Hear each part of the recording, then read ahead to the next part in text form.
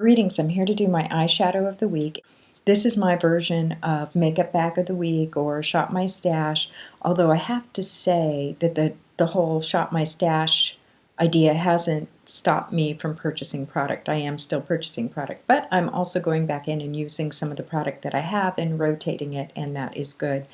Remember that I have some rules attached to mine. I like to make sure that I'm using the shadow but trying it out in different ways so that I can really see what kinds of looks I can get with that one shadow, and I mix it and match it with other products that I have. I also, as much as possible, try to use ingredients that are good for my skin, and so particularly I watch for phenoxyethanol and parabens. I like to find product that is paraben or phenoxyethanol-free, and then if it has anti-aging ingredients, that is super.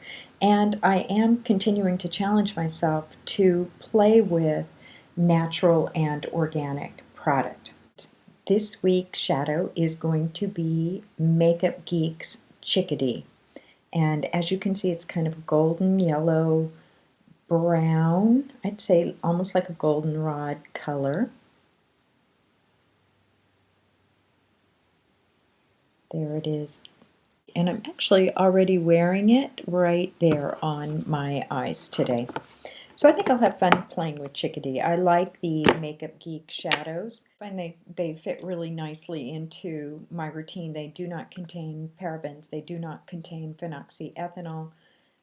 They're not, a natural organic product, but they really have fairly good ingredients. These are some of the colors that I have, and I have a few more. And so for me, the way Makeup Geek fits in is that I really use it to give myself some unusual colors in my makeup wardrobe. For a primer, I'm going to use this 100% pure luminous primer. I have been using this, and so far so good. I really like it, so I will continue to use that. For foundation, believe it or not, I'm still working my way through these little samples that I received from the 100% pure. That's what I have on today. So I'm almost done with these, and then those will be gone. I did like the My Shell Mineral Foundation better, and so I will be using that. That, however, does not have sunscreen. And so I am headed to the beach on Wednesday. I need to get rid of this Tarte SPF 15 sunscreen. That's not a whole lot of sunscreen, but I already have sunscreen in my moisturizer, so it'll be kind of layered.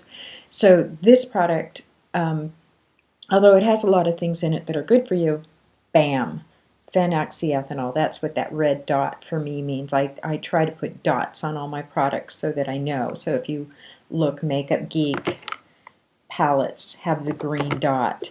Of course, 100% pure products all have green dots. Tarte Cosmetics is tricky. Some of theirs are phenoxyethanol and paraben-free, and some of their products do contain phenoxyethanol.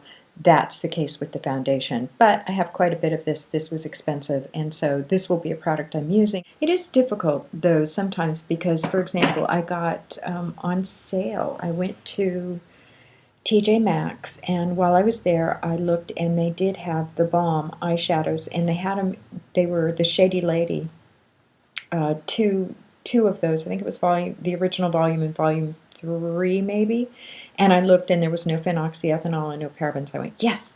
And the outside of the palette was in terrible shape, and some of the wells were missing. So I bought it. They were $2 each. So for $4, I think I got 9 wells of the Balm eyeshadow, and I've been enjoying that. And I also have in my collection Meet Matte, which is by the Balm. The Shady Lady has no phenoxyethanol. Meet Matte does. So even within the same product line, and even within the same product, you just have to read the labels. There's no substitute for reading the labels. For contour, I seem to be just happy as can be with this 100% pure in Cocoa Plum. It's an eyeshadow, but I use it for the contour. It works fine. Same thing with the highlighter. I am using the 100% pure in Vanilla Sugar. Again, it's an eyeshadow. Again, I'm using it as a highlighter. It works fine. I like it. For my blush, I will do a few things, but I really do want to make sure I use product. I am trying to make sure that I don't just buy product and then not use it. These are the 100% pure blushes. One came in a kit. That was the strawberry. I really don't like this. I find it's heavy like a curtain, not strongly pigmented. In order to get any pigmented, I really have to pack it on, and then it looks all heavy. I can use these two in tandem. This is pigmented, takes much less. It actually goes on. It has good skin benefits, so yay, I'll use those. So I almost use those to add a little bit more definition to my face, and then I will likely pop more color over it, and I'll just make sure I use blushes that don't contain either phenoxyethanol or parabens.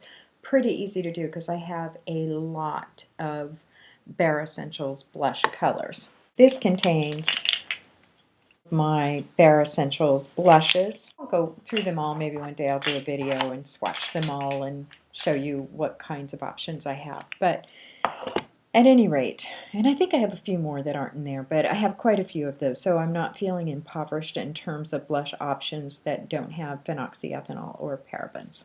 Also just got at Big Lots the $3 sales of Philosophy products. I picked up, I think, 1, 2, 3, maybe 4 blushes there, and none of those had either phenoxyethanol or parabens. So again, Philosophy is not a natural product, it's not an organic product, but I just read through to see what they have. I do have some new lipsticks from them. They're not bad. They do have disodium ETDA. I'm not wild about that, so I won't use them that often.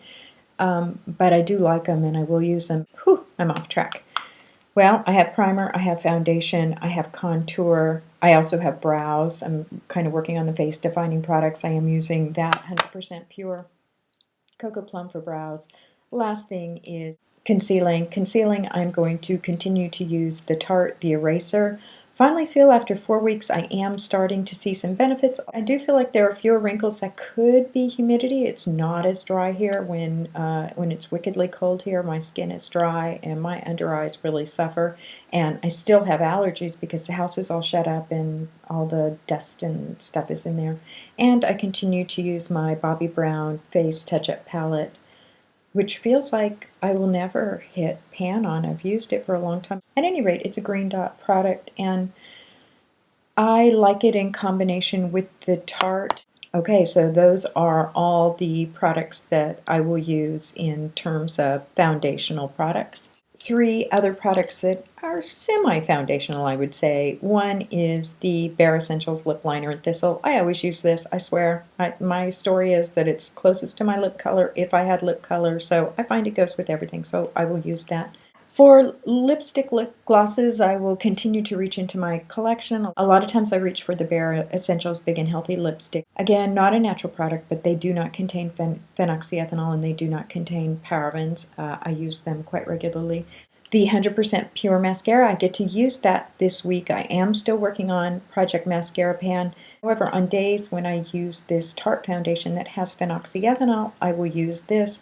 When I'm using the 100% pure foundation and tinted moisturizer that I need to get rid of, then I will continue to work down my Tarte's Lights Camera Lashes, which is a product with phenoxyethanol. It is a product I won't be repurchasing.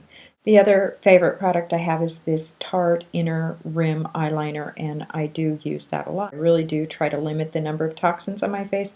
I say I won't go higher than 2. Most of the time I'm at 0 or 1. Mostly, I think what I'm trying to do is to get to the point where my foundational products are 100% natural and 100% even organic if I can, which is beyond what I thought I would be capable of. Then I will be using other products that don't meet the criteria for being organic and natural, but that will be paraben-free and phenoxyethanol-free.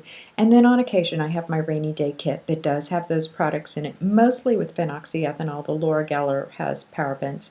And there are a few others, I think, that might have parabens, but my pink papaya has parabens. But other than that, I really have pretty much now a wonderful, wonderful selection of paraben-free and phenoxyethanol-free product and a building collection that I'm really enjoying of organic, natural, foundational kinds of products. So, yay, yay, yay. I think I'll have fun this week with my Shadow of the Week Chickadee. It should be a good one to play with. As always, thank you so much for watching. Please comment, please subscribe. I enjoyed chatting with you on Twitter. Make it a great day. Bye.